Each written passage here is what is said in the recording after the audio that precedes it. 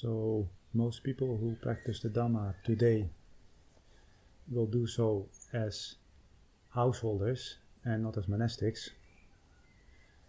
But what people may not necessarily realize is that to be a householder today is probably quite different than being a householder back in the Buddha's day.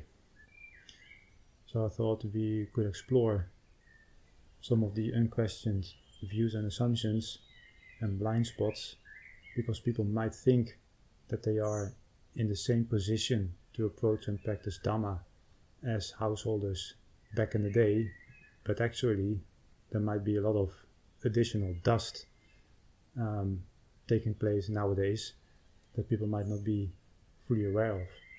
So I thought we could go into it and see what's involved.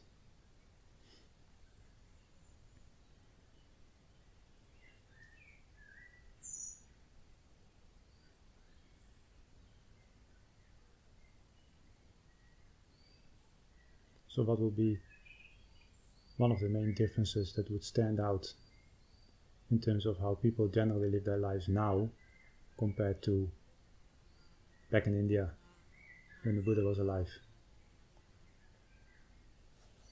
Well, certainly the level of comfort these days. It's we live a little bit like kings and queens. The degree of safety, security, much higher in terms of comfort, how we live. I would see that, with all the healthcare, for example, or food, we can rely on the food which is available. It's more kind of predictable, more kind of secure, let's say. Yes. Life. So less exposure to the kind of uncertainty and the changes which involve in natural kind of process of life. Yeah, so some developments, right? Better hygiene standards, healthcare, things like this. That's definitely progress, and there is a widespread idea, actually, we should question this idea of progress, because it's a fatal mistake to conflate the outer technological level where there has been progress down the ages. But if people don't put that on the right level and think that because they have been born in the 20th or 21st century that they are therefore necessarily better humans than back in the day, right? When you take the progress on the inner existential level, then that's already a sort of a conceited arrogant take on things that will become an obstacle if you actually want to practice Dhamma. So yeah, there is that progress, and that progress outwardly, technologically, is not actually a problem.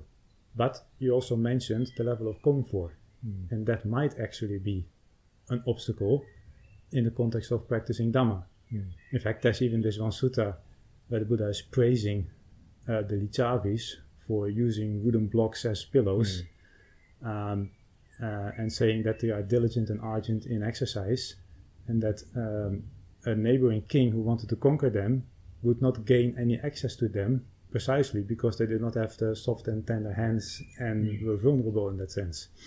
And then he said the same thing about monks, saying when monks indulge in comfort, having comfortable pillows made out of down and things like this, then the Mara, the evil one, will gain access to them.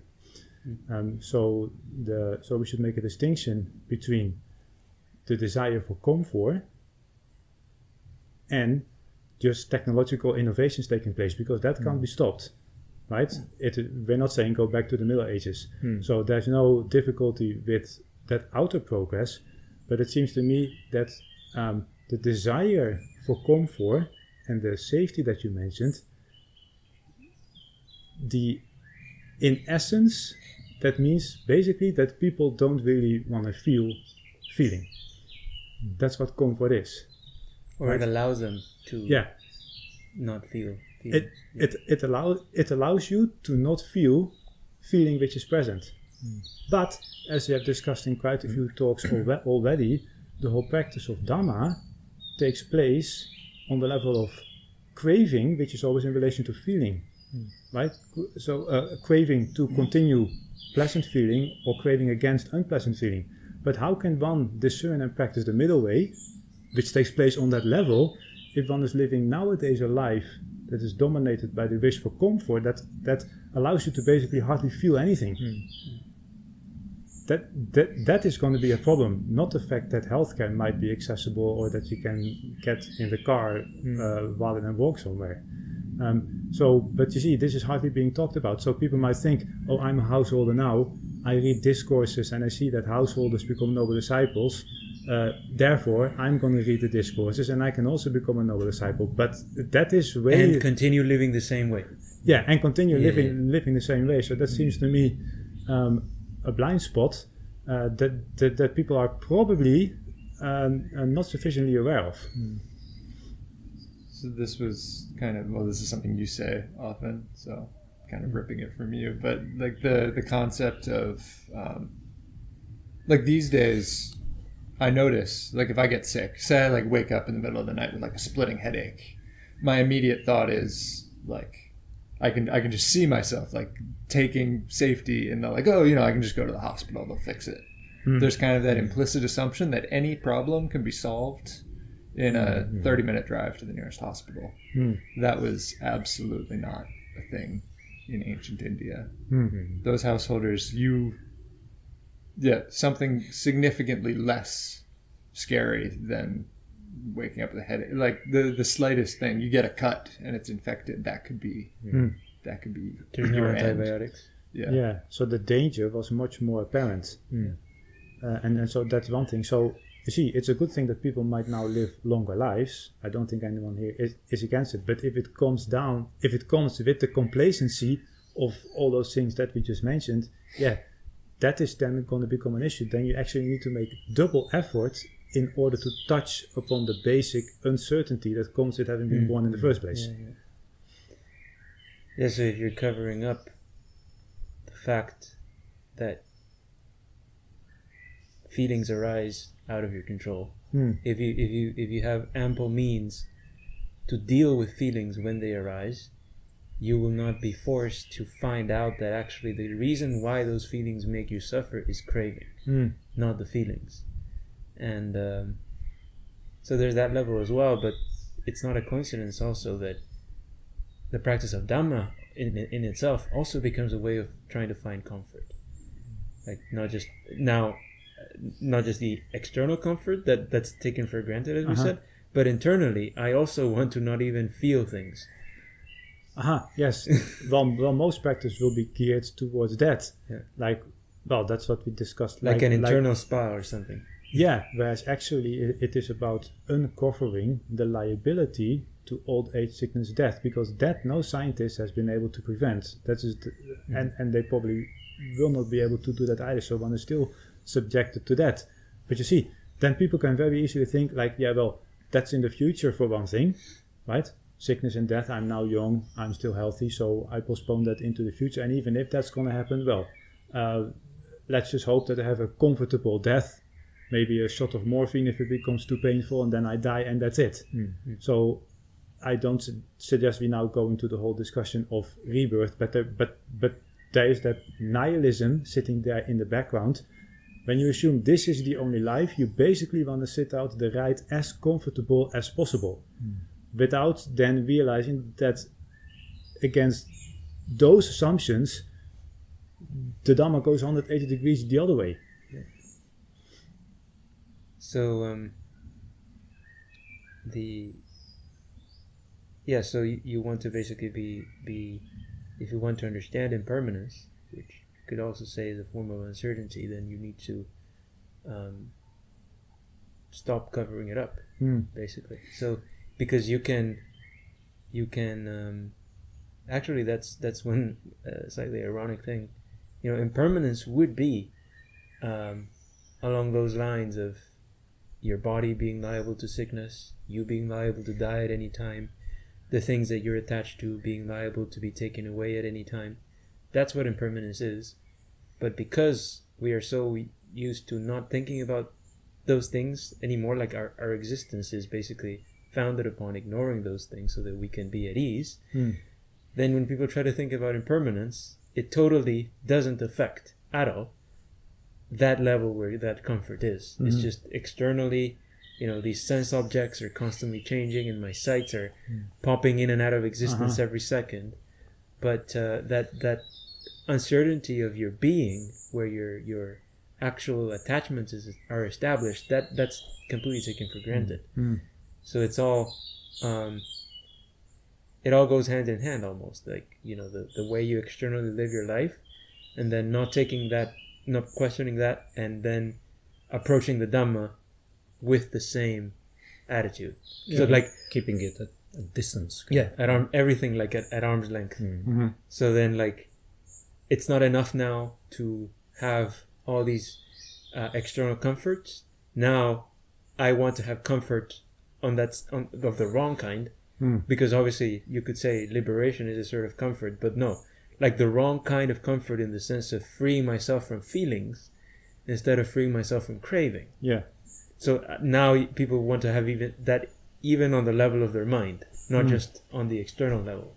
And so like I said, it's just a continuation of the same thing. And also another aspect that might not be necessarily thought about in terms of how those people were living. There's a big difference in, for example, if you read the discourses and you see what situation those people were in, the ones who were householders, like Anathapindika, Visakha, these famous lay disciples that people would sometimes quote as proof that you can be, living a household life and having children and still practicing the Dhamma. The part that they would forget is that these people already had children, were already married when they encountered the Dhamma. It's not that they, at 17 years old, became sotapannas and then they chose to go the route of sensuality. So it's a very different situation, because if you already have children, well, they wouldn't just factually back in those days, if the man of the family abandons the wife and the children, there's a very high likelihood that they won't be able to make it. So it was a very different thing for somebody to it was a very dangerous thing for somebody to choose to ordain, no matter how much they wanted, ideally to do it, back in those days than it is today, because today we have healthcare, social security. I mean, I'm not saying you should abandon your children nowadays just because of that, but the point is, clearly there is a very different situation in that sense, and they would have been staying with their family with a very different reason with a very different context than somebody might be doing today. They're saying even the kind of, one of the requirements for ordaining as a bhikkhu is you need your parents' permission. I mean, in that time, you had children to watch after you when you were old.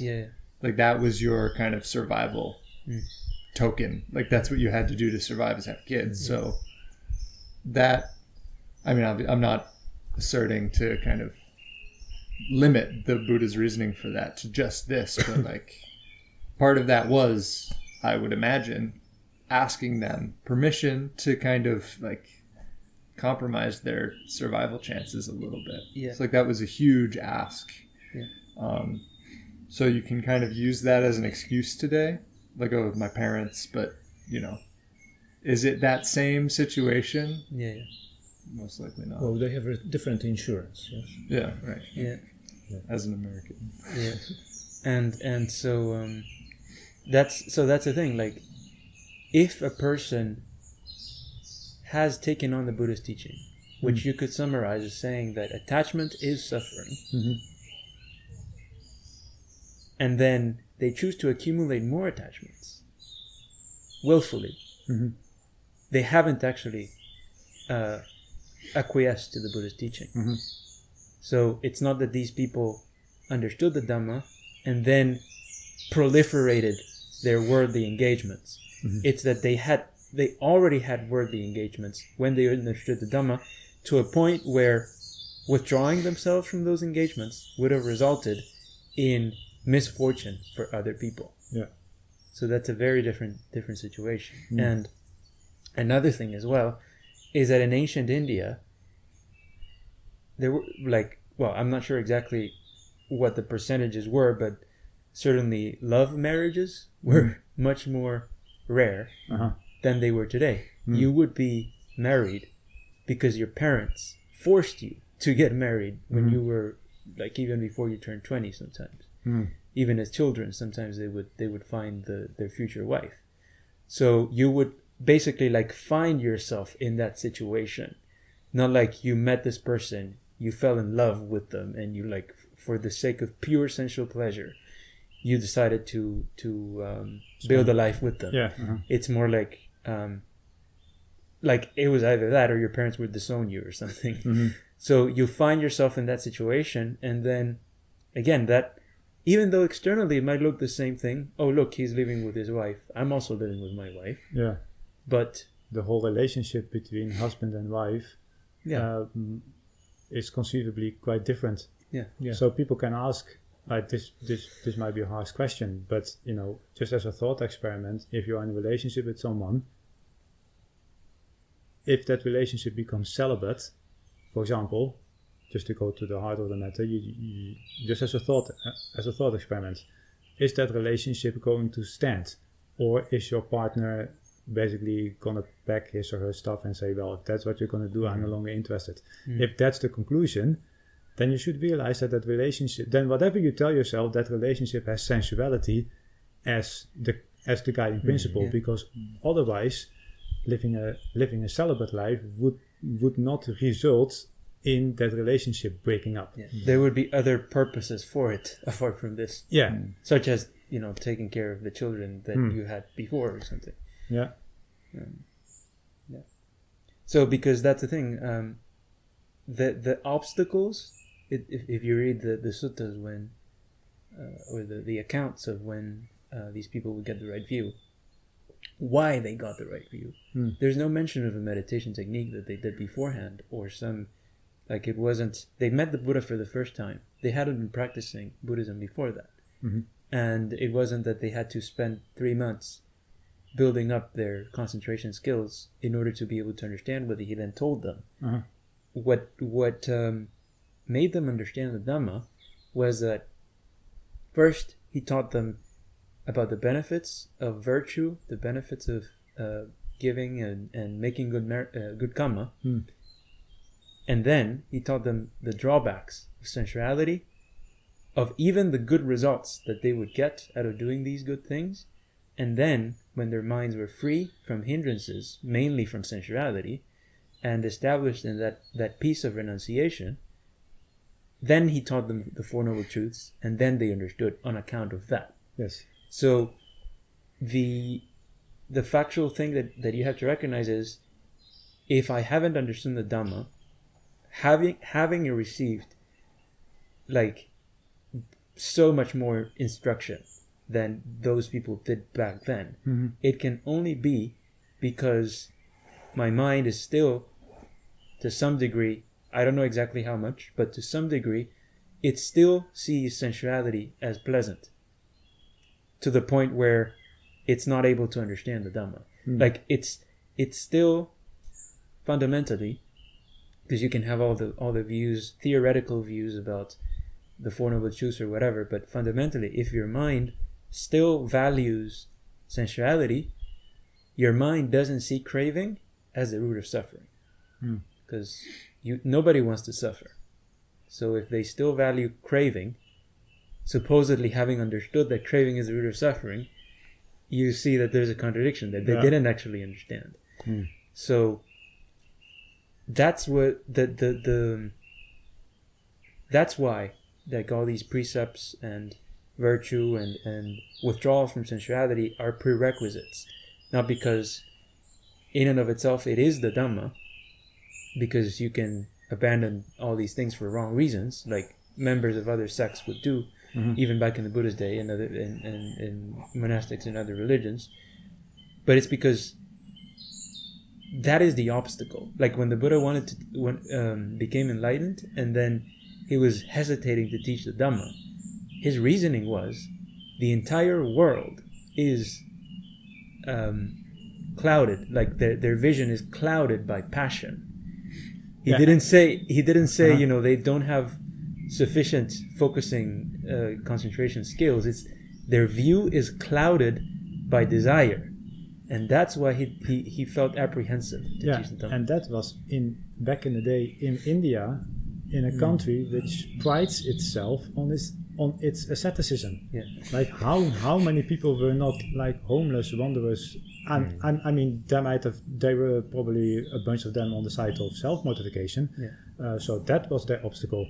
But that's another difference. Like now, it's basically all the way on the other. It's very unlikely that somebody will now fall into the like ascetic self-mortification the way it was back in the Buddha's day. So a whole bunch of people, like wanderers, would actually also need not much instruction from the Buddha in order to get it, because they were already living fairly ascetic lives. Yeah. Right?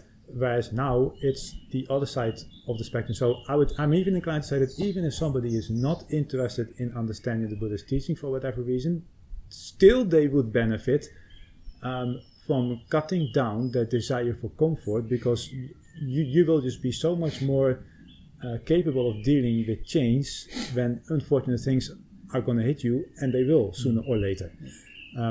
So again, that technological progress is not the issue. It is individuals seeking comfort, which is rooted in not wanting to feel things. And you cannot fundamentally not feel things. So it's a tremendous cover-up. Yeah. Actually, now that we brought up this, I had one sutta, a section of a sutta I wanted to read out. Because you mentioned the self-mortification thing.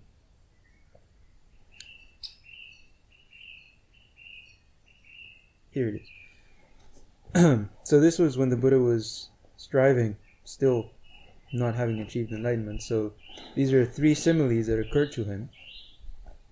He said, suppose there was a green, sappy log, and it was lying in water.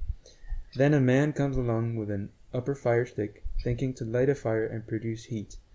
What do you think, Agivesana? By drilling the stick against that green, sappy log lying in the water, could they light a fire and produce heat? No, Master Gotamā. Why not?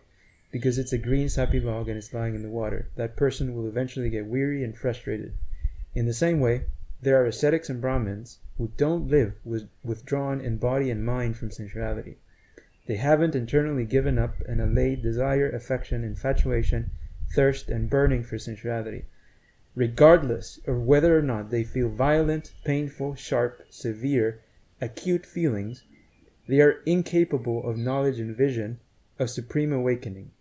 This was the first simile that occurred to me. Then a second simile occurred to me. Suppose it was a green, sappy log and it was lying on dry land far from the water. Then a man comes along with an upper fire stick, thinking to light a fire and produce heat. What do you think, Agivesana? By drilling the stick against that green, sappy log on dry land far from water, could they light a fire and produce heat? No, Master Gotamā. Why not? Because it's still a green, sappy log, despite the fact that it's lying on dry land far from water. That person will eventually get weary and frustrated. In the same way, there are ascetics and Brahmins who do live withdrawn in body and mind from sensuality, but they haven't internally given up and allayed desire, affection, infatuation, thirst, and burning for sensuality.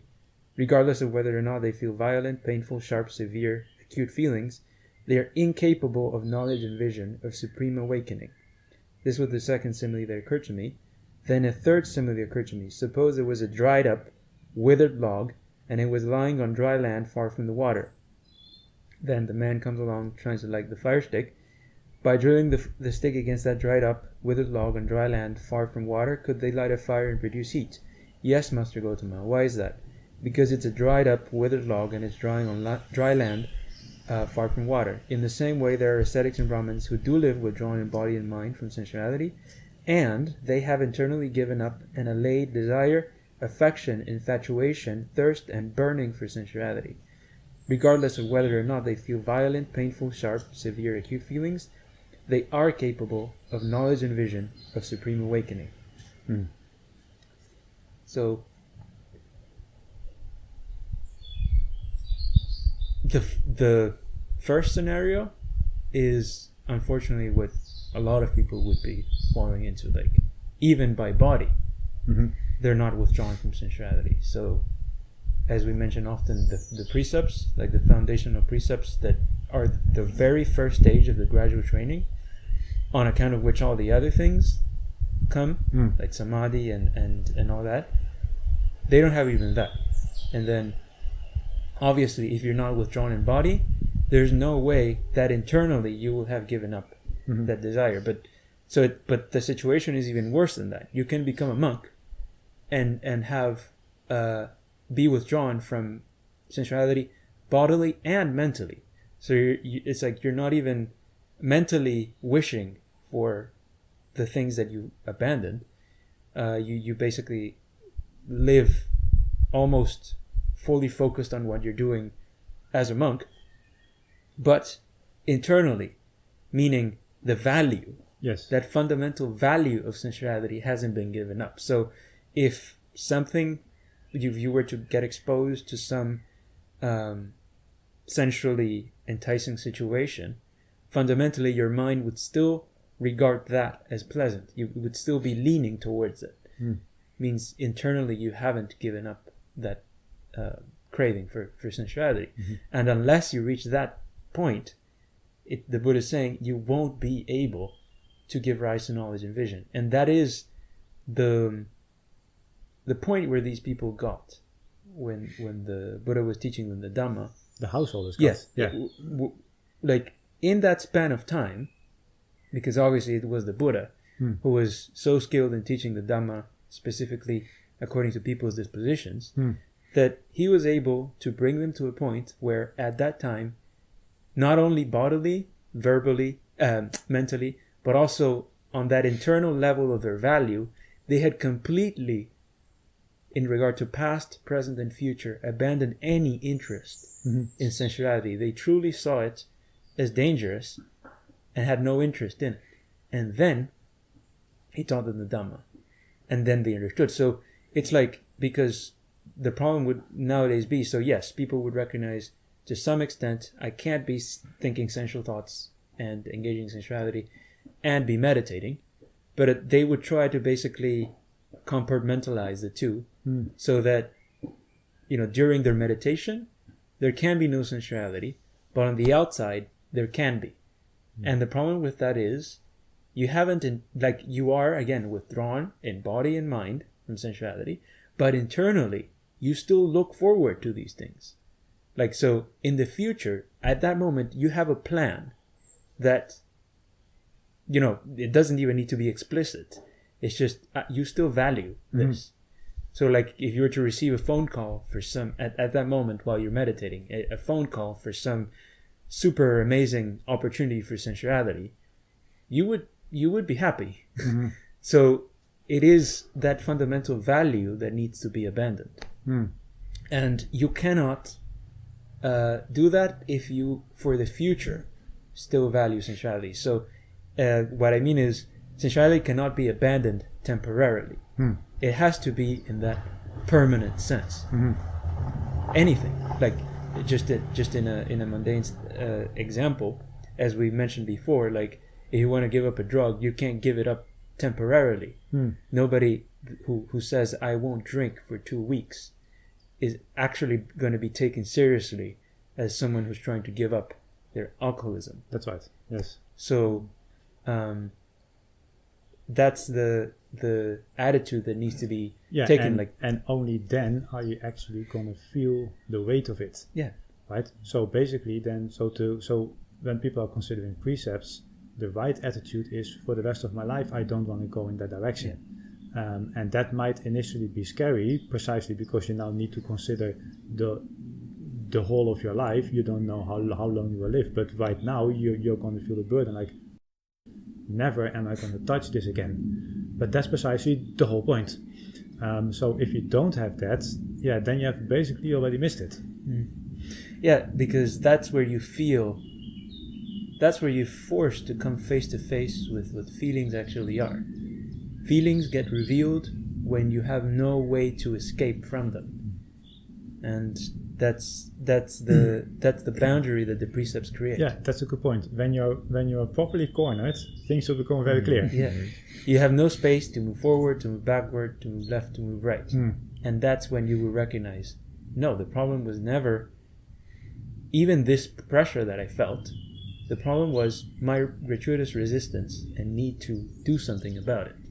And that will never become revealed for as long as you still do the actions that dissipate that pressure, basically. Yeah. Because for as long as you allow yourself to do that, you will maintain the view that, oh, it's these things that were the problem. It's these feelings that were the problem. And then the issue extends as far as it says there, you can experience because think about it, like, why is the Buddha saying ascetics and Brahmins who would experience these acute, pains of self-mortification? Why do you think he would talk about that in relation to people who are not withdrawn from in body and mind from sensuality? Just kind of put the other side of things into perspective. No, but but practically, why would someone be seeking this self-mortification? Well, because there's something else they don't want to feel. So the whole self-mortification is in a way also based on not wanting to feel something else. Yeah, that's in a more sort of broader scope. But what is it that it, like, you're trying to free yourself from suffering, right? But you're not willing to question the fact that you're not willing to acknowledge the fact that you need to give up sensuality, but you're doing self-mortification. Yeah, so that becomes a cover-up that sensuality is part of the problem. Well, exactly. So basically what I'm trying to say is it's a way of trying to overcompensate.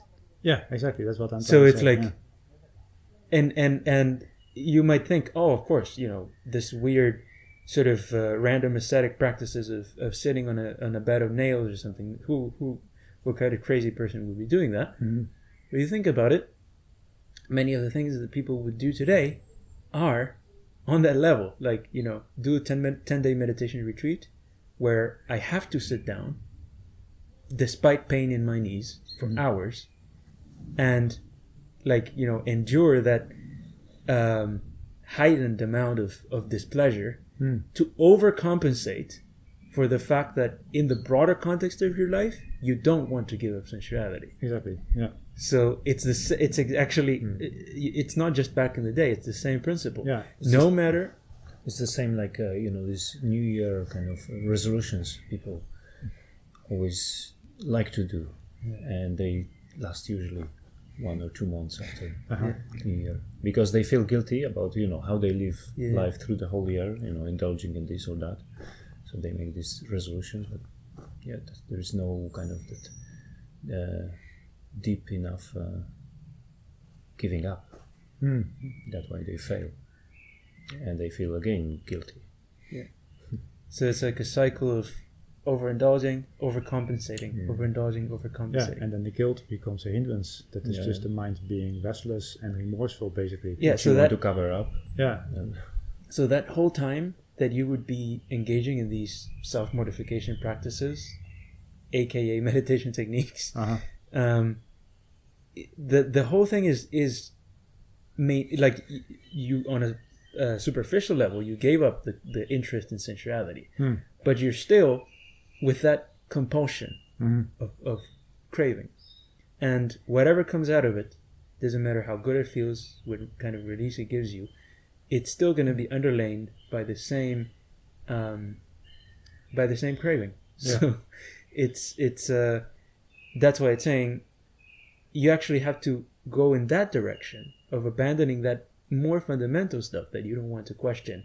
And then none of this you will have to do. Like as it says, whether or not they feel excruciating pain on account of self-mortification, they are capable of knowledge and vision because they actually abandon sensuality bodily, mentally, and even any hopes for the future, any values for it in the future. So this, like, it's really on the level of the questioning, like the point of having a discussion about kind of what the lay life is like as opposed to the monk's life. It's not to like trick people into ordaining or something. Yeah. It's to like, even if you don't become a monk, like the people who can be lay and practice Dhamma are the people who are like actively, like seriously questioning themselves. Like the people in the suttas were not, like you take any of the kings who were noble disciples, they weren't not questioning their lifestyle. They weren't pulling their punches. Like, you know, I'm the Buddha said, lay disciples only have to do this much, so I only do this much. That's not how it works. Like anything that you justify, that's going to be your obstacle. To stream entry, not to like arahantship. Anything that you justify to yourself, knowing that it's craving, is evidence of the fact that you haven't understood that craving is suffering, because you're torturing yourself factually. Like supposedly you see that this is suffering and you still hold on to it. You can't do that if you if there's any real understanding of craving being suffering. So and the other thing related to what you just said is that if you read all these suttas about the suttas that people really like to focus on, like, you know, the impermanence and meditation and jhanas and four satipatthanas, is it ever addressed to lay people? Yeah. Well, so I personally went through it, and it's counted that like the only times where the Buddha talked about these things to lay disciples was when it was where they were already sotapannas.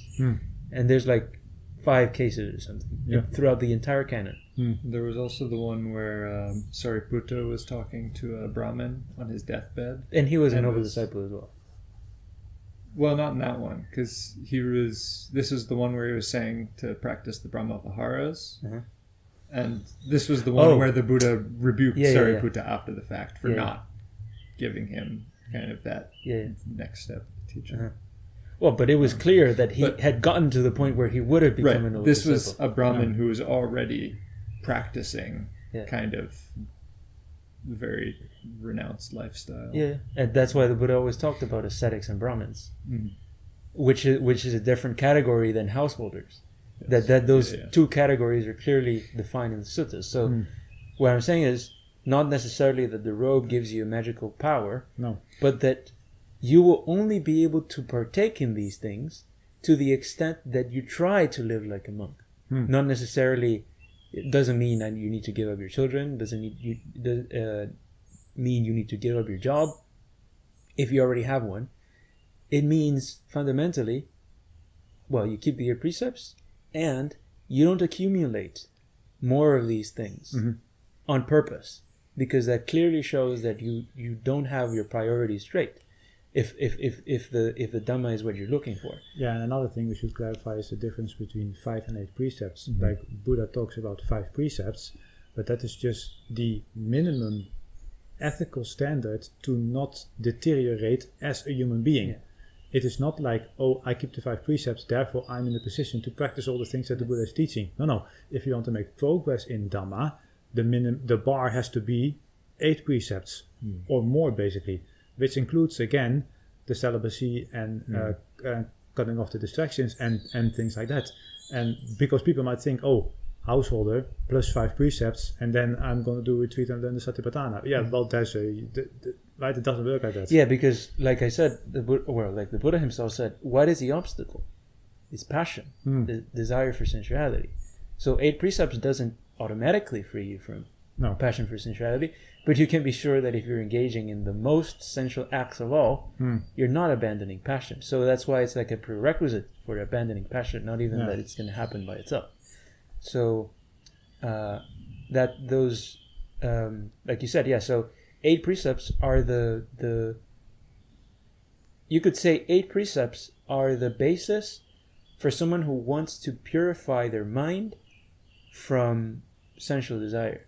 Which is the prerequisite for getting the right view, as all the suttas that talk about lay people getting the right view show.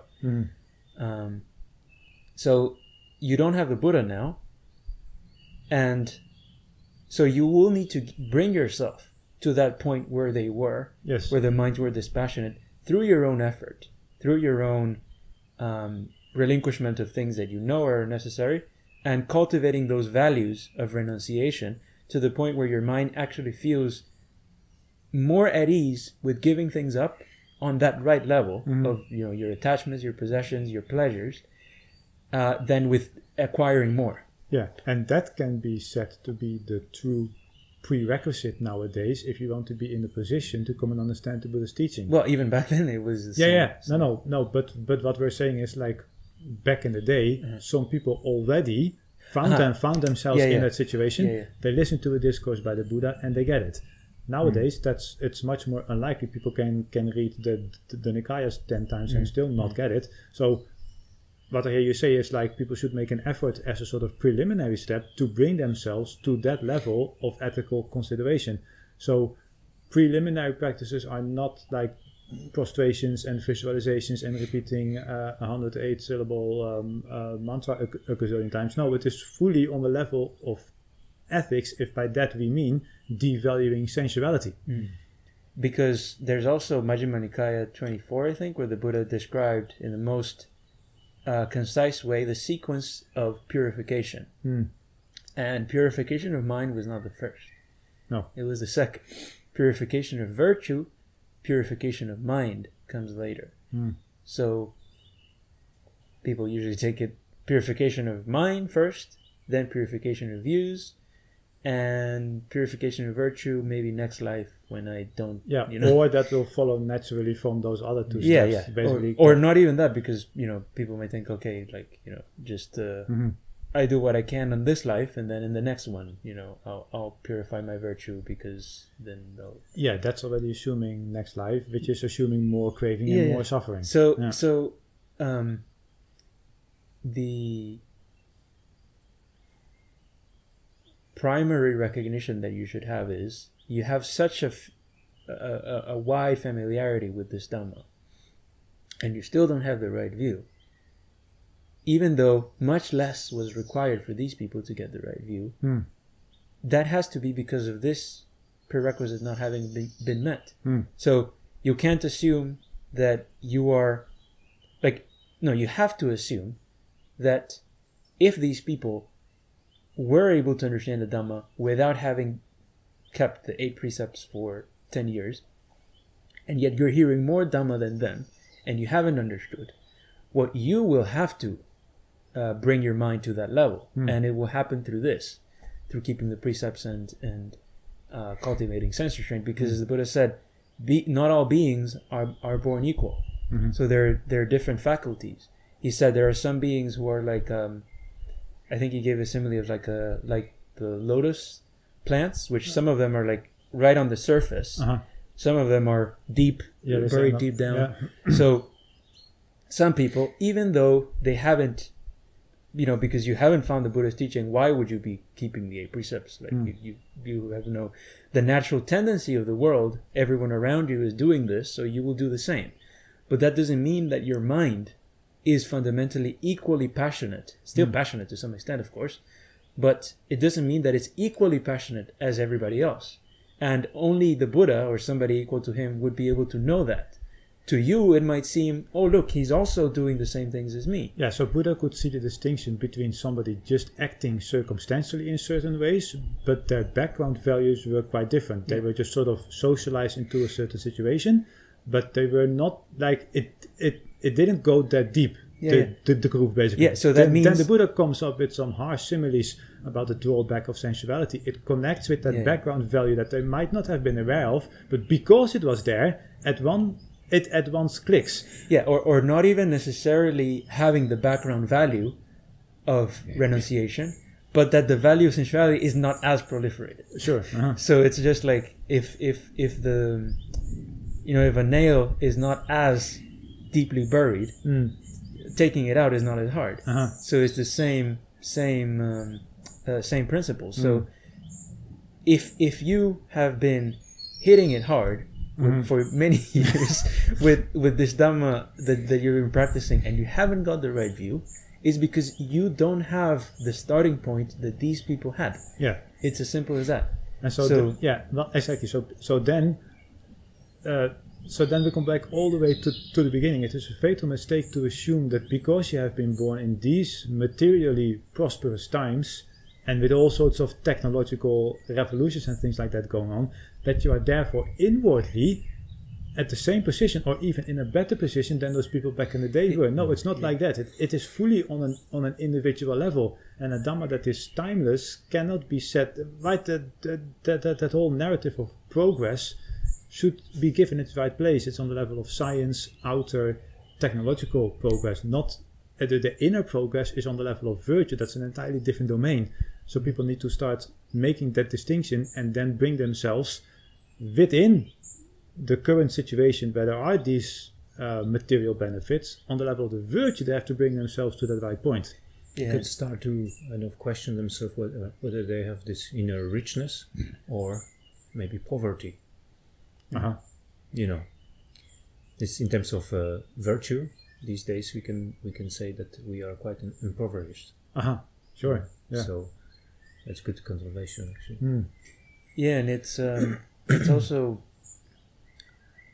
the mere fact that you're born in these times already says something about the baseline of your mind, because, as the Buddha said, humans are deteriorating with time in terms of their natural values.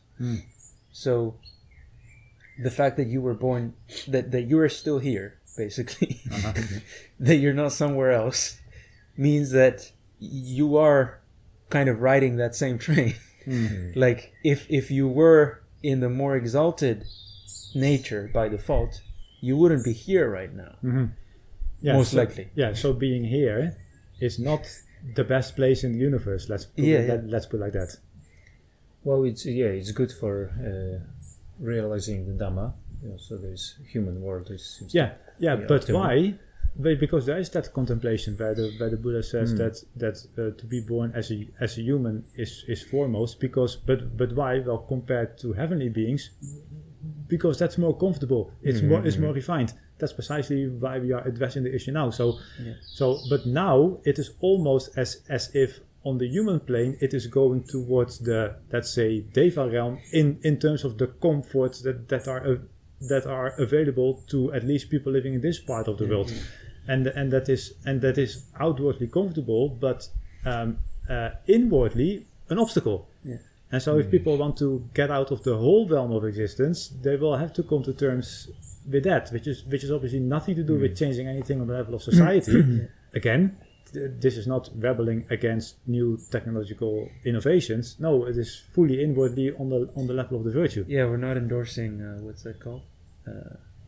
Ludditism. Yeah. No, but it's important to emphasize what type of comfort you have to abandon. So fundamentally, it's this emotional dependence on pleasure, like the things that are against the precepts. Because, like I said, a person can choose to not question these fundamental things, where the real gratification and craving is being fed, like sexual intercourse, entertainment, all these basic things. They don't question that, but they start sleeping on the floor, not using heating, not using air conditioner, and that's not real. Or just like going to the gym and really making physical efforts. Or taking cold showers or whatever. But then at the same time sitting in a posh restaurant for a big meal, then going to the cinema, and then spending the night with your friends and stuff like this. So then in one compartmentalized area you are actually enduring physical discomfort in the gym. But what you then just as a mundane example, but then you have to put that in a wider context. So you want to start giving up those other things. Somebody who keeps 8 precepts would not spend 2 hours in the posh restaurants with wine and candlelight and all the rest of it, then go to the cinema and start partying during the night. But now that is right. So now we live in times where people sit in an office for 40-50 hours a week in order to spend one day like that. So all of that needs to basically go upside down if you want to now understand what the Buddha was actually teaching. Yeah, but so if you abandon that fundamental comfort of gratifying what your senses want, if you actually, first and foremost, if you keep that as your value, because most of the issues.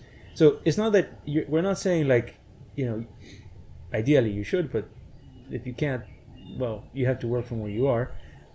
Take up the precepts today. Like take up the 8 precepts today. It's understandably going to be difficult, but the problem is that people don't keep that as the value. Like they don't keep in mind. So all the jhanas and samadhi and all the refined aspects of the Buddha's teaching starts after this. And so they basically stay complacent with the development of virtue that they have, which is like 3.5 precepts sometimes, not even the 5. Yeah. 3.5, yeah. and like you stay with that, and then you start emphasizing completely other different things. Yeah. Like, so if you actually keep the 5 precepts, and even if it takes you 2 years until you can, or 10 years or whatever, but you keep that as your value, that I have to be able to keep the 8 precepts in order to practice the Dhamma properly, that will actually, like, that's a much better position than somebody who just does their best kind of here and there with the precepts, and then tries to go into the completely stuff that the Buddha was teaching to monks, like, oh, how do I practice anapanasati or something, which he called the abiding of the noble ones, and I want to be able to do it without even keeping the virtue properly. So and so just taking the 5 precepts, like never drinking, absolutely never, on intentionally, because even that for people nowadays is a problem. Like you see Buddhists saying, well, the Buddha also said you're not supposed to be too attached to things, and he said you have to give up the clinging to rites and rituals, so that means you shouldn't hold on to these rules too hard, and you need to understand that there's a middle way. Yeah. Whereas forgetting that the middle way starts with fully keeping the 8 precepts. Or we're not living as monks, therefore it's justified. Yes. So all of that is already going to be problematic. You might not outwardly be a monk, but inwardly, and the closer you are to keeping those right values, the better your chances are for actually gaining the right understanding. So I think like one other big difference, like in our days and in the Buddha's time, is also like in our days now we have so much access to information, like with internet, books, you can read, like listen. So then it becomes very easy to kind of take the gradual training like completely upside down, like contemplating like deep stuff and going into the Nikayas and all of that, just in order to basically justify oneself to not make any actual effort in the beginning, like from the foundation, what need to be abandoned from the start. And I think one thing that will be maybe nice to, I think it's kind of connected a little bit, what's the difference between like moderation and the middle way, because you kind of mentioned like this kind of attitude of like, I can drink a little bit so that I kind of let go, and then I go back to my kind of meditation technique and stuff like that, but there's nothing to do with the middle way. Yeah, so the middle way is basically nothing to do with how much things you take. Like I take half the cake instead of the full amount or something like that. Middle way is in regard to the things that are revealed when you're fully restrained.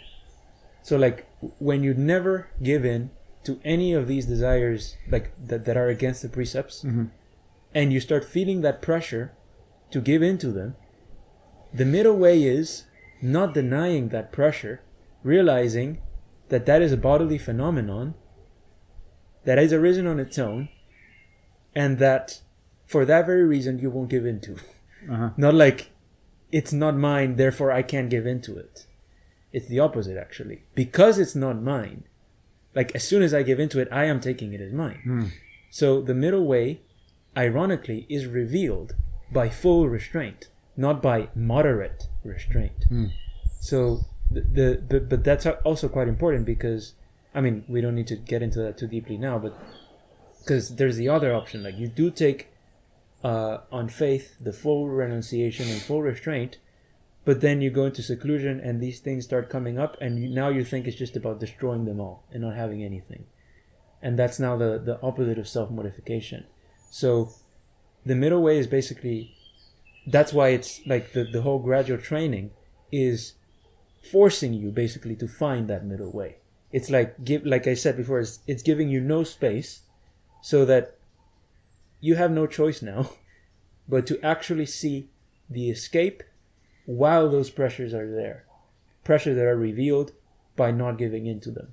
Like you will, because you go into seclusion, if you're not distracting yourself, as we've said many times before, with random activities, you will start having thoughts about the things that your mind wants.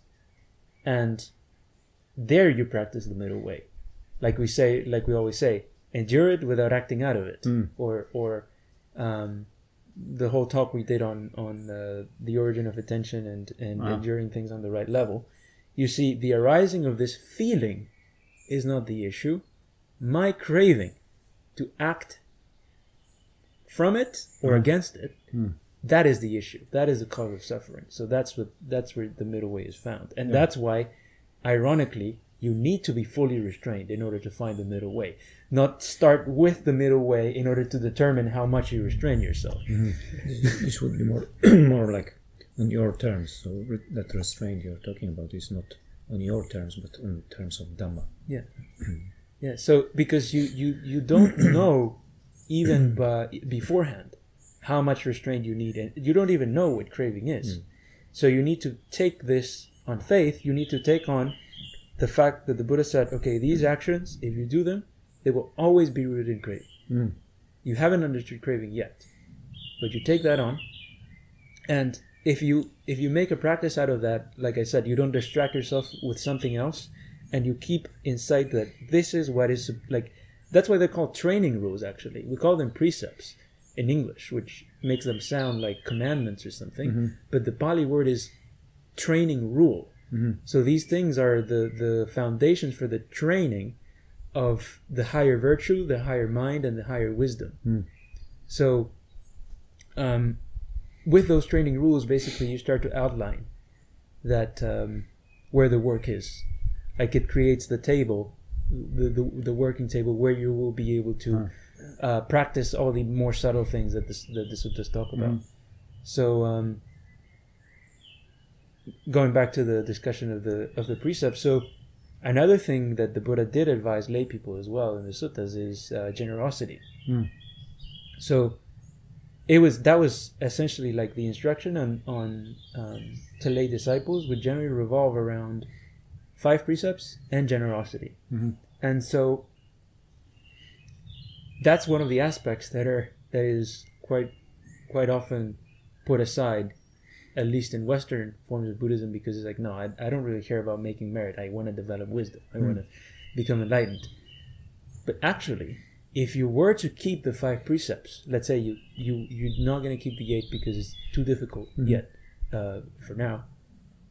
If you actually commit yourself to unwavering adherence to the 5 precepts, and then you try to practice generosity, not on your own terms, but like even when it hurts, even when like you don't just give, the last penny in that remains in your bank account.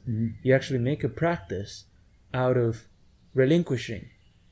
Like when you see that your mind is reacting negatively to this, you actually use that as a practice. That would take you much closer. It wouldn't necessarily be enough for the right view, but it would take you much closer to this dispassion and relinquishment that is necessary to get the right view than if you just keep even the 5 precepts and then go on to do a meditation technique. So that's why, the Buddha wasn't teaching at all meditation to lay people, to householders.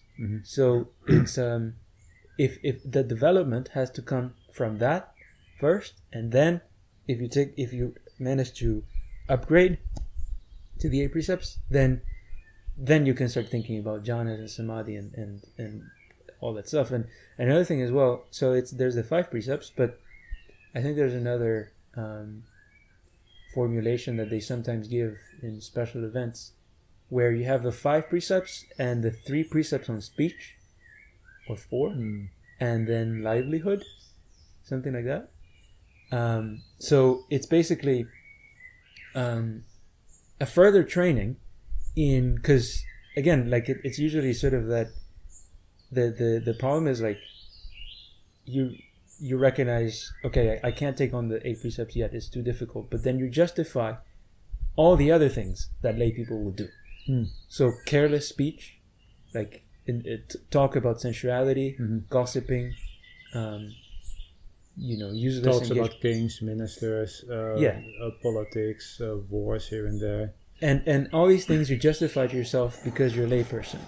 But actually, if you can at least do that, that would also take you much further in terms of development than anything else you might do by disregarding your virtue and taking these things that don't apply to you, basically.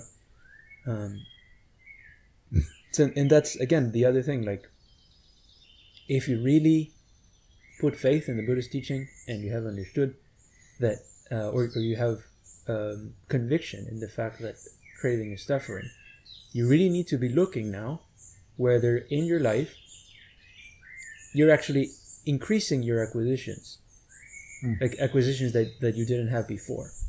Because again, like I mentioned, it's not that these lay people back in the Buddha's day, they were, totally free to ordain, understood the Dhamma, and then they chose to acquire a spouse and children after having understood that freedom from suffering. But like today, you would have people who supposedly have faith in the Buddhist teaching, but again, because they put the emphasis somewhere else rather than this foundation of the training, then they would feel justified. Like, I've been practicing for 10 years, I'm very familiar with the Dhamma, but like I intentionally produced a child. So that's at odds with the understanding, because the thing is, like, you have to recognize, we're not again telling people what to do, but you have to recognize these are two fundamentally opposite directions. To the extent that you choose one, you cannot choose the other. So to the extent that you're still actively seeking the other one, that contradicts the supposed statement that you make that you are really trying to become enlightened. Like, again, it can be understood if these things already happened and then you take on the Buddhist teaching afterward. Like, maybe don't abandon your 5-year-old child if they fully depend on you. Yeah, exactly. But if like you intentionally brought about these attachments and stuff, that goes against the fundamental essence of the Buddhist teaching. Because what did the Buddha say? The Buddha didn't say there are two types of Dhamma, one for lay people and one for monks. He said in that sutta to Gotamī, I think it's Anguttara Nikaya 853, he said, whatever you know leads to dispassion, to passion, not to dispassion, to attachment, not to detachment, to accumulation, not to diminution, to delight in company. To delight in company, not to seclusion, to great desires, not fewness of desires, to discontent, not to content, to laziness, not to effort, and I don't know if I'm missing one. Yeah, self-centeredness, I think, is one. Or I don't think that actually comes up. But anyway, so we can put in the description. Yeah. Basically, anything that goes against these things, he says, you should know that is not the teaching, that is not the training, that is not the Buddha's instruction. So he didn't say, the Dhamma for lay people can sometimes go hand in hand with passion and with attachment. There's another sutta in the Anguttara where the Buddha says, I do not praise the wrong Dhamma and the wrong discipline, whether it's for householders or for monastics. I praise the right Dhamma and the right discipline, both for householders and monastic, meaning the same Dhamma and the same discipline. So it's basically just to what extent you take it. Yes. It's not that it's a different thing. No. So so then going back to the generosity and the virtue and the whole gradual teaching that the Buddha would give also frequently to lay people, as we described earlier, all of that is going in the direction of giving up suffering. And so somebody by giving up acquisition. Yeah, so somebody might not go all the way, but people want to become familiar with that direction where suffering ceases. And we've just been laying, or rather describing, what the foundation of that is. So because you can't do it the other way around, it just practically doesn't work like that. So that's a problem. People who try to emphasize the anatta, the anicca, the dukkha, the emptiness, and the magical insights about consciousness first, and then this other stuff is kind of like disregarded or to justify it as well. Now it's secular time, so we don't need all those things. So but that's totally gratuitous assumption. Because again, these are called training rules for a reason. So I mean, sure, you can choose to go in that direction if you want, but at the very least, you can't say that you're practicing the Buddhist teaching. So that's a problem. Like people slap the name of Buddhism on it, even though they're blatantly contradicting what the Buddha said. So sure, go and practice your mystical insights or whatever, but don't call it Buddhism if you're not actually following the training that the Buddha outlined. And that's really the thing that people should keep in mind is not like a moral command of what they should do or what they shouldn't do, but keeping in mind that is the direction that the Dhamma goes in. Complete abandonment of all acquisitions. And then you can choose to take it partially and you will reap the benefits of it only partially. But what is that? What would be that partial taking up? It wouldn't be partial taking up of the meditation, which is like that requires you to have taking it up at least 90%, let's say. That's the very tip of the iceberg. The little bit of it that you could get would be from this keeping of the 5 precepts and generosity. That's the extent to which you would be able to factually experience some amount of that joy of giving up.